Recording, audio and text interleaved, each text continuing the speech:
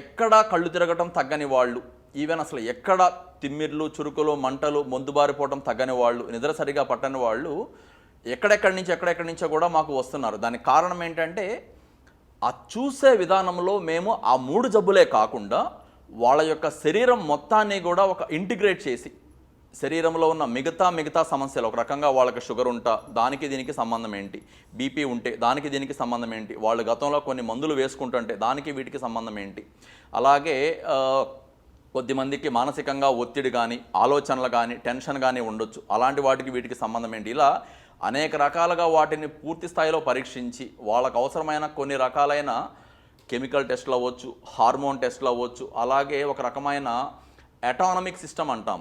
ఇప్పటిదాకా దీని మీద ఎవరో కూడా పెద్దగా కాన్సన్ట్రేట్ చేయట్లేదు. దానికి సంబంధించి పేషెంట్ల యొక్క ఆరోగ్యాన్ని కొంత మెరుగ్గా చేయడంలో దాని పాత్ర కూడా చాలా బలంగా ఉంది, అటానమిక్ సిస్టమ్ అనేది. వీటన్నిటిని కూడా కలిపి కొంత వైద్యం చేయడం జరుగుతుంది మేము.